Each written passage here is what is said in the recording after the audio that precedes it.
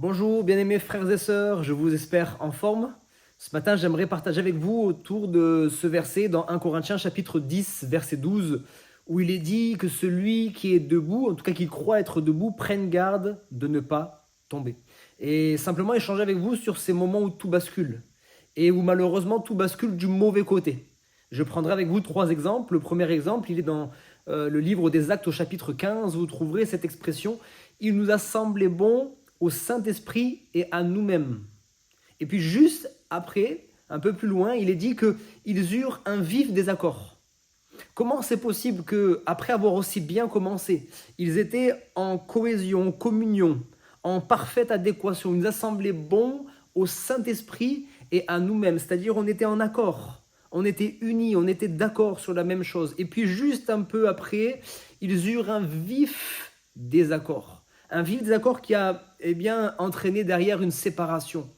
Comment est-ce que c'est possible que tout bascule? Que celui qui est debout prenne garde de ne pas tomber. Il y a des choses sur lesquelles il faut qu'on veille.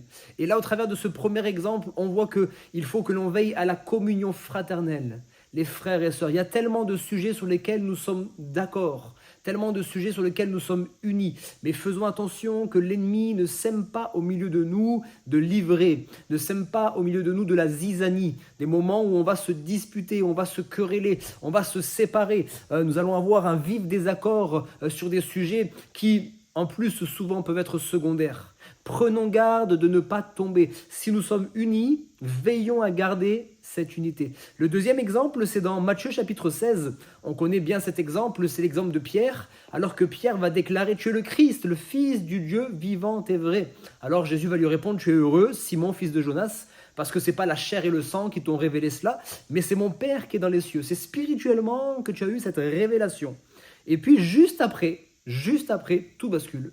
Et alors que Jésus va annoncer sa mort, Pierre va s'opposer, il va dire « à Dieu ne plaise ». Et Jésus répondra « arrière de moi, Satan, tes pensées me sont en scandale ». Comment, en un instant, ça peut basculer? Cela nous demande également d'avoir de l'humilité.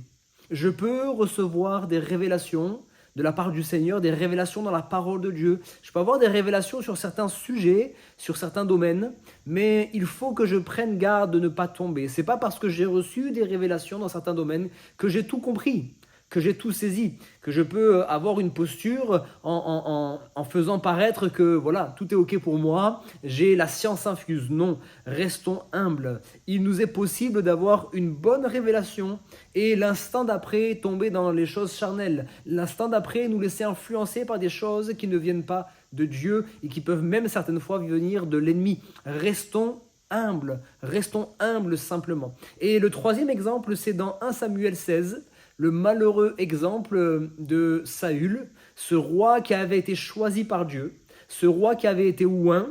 Samuel l'avait oint pour être roi sur Israël. Il a été un bon roi pour un temps, mais malheureusement, il a désobéi. Et plus que désobéir, il a persévéré dans la désobéissance. Il est resté dans cette désobéissance-là.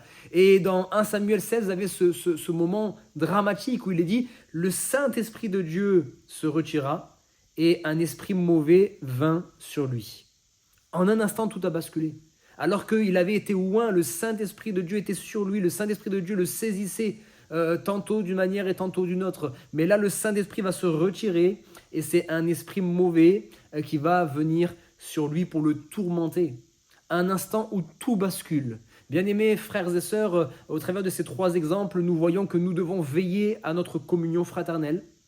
Veillons à ce que l'ennemi ne nous divise pas, alors que nous avons bien démarré, nous étions unis avec le Saint-Esprit et puis avec les frères et sœurs. Veillons à ne pas tomber dans le désaccord et dans le vif désaccord. Et puis ensuite, nous sommes interpellés sur notre propre vie, alors qu'il nous faut être humble face aux révélations que nous pouvons recevoir. Je crois qu'on peut toujours évoluer, je crois qu'on peut toujours progresser, je crois qu'on peut toujours grandir dans la connaissance. Et puis également, faisons attention à la désobéissance. Oui, nous avons des désobéissances les uns les autres, personne n'est parfait, mais veillons à ne pas persévérer, à ne pas nous entêter dans la désobéissance. Parce que, nous avons cet exemple malheureux de Saül qui avait tellement bien commencé, mais qui, à un moment donné, va aller jusqu'à chuter.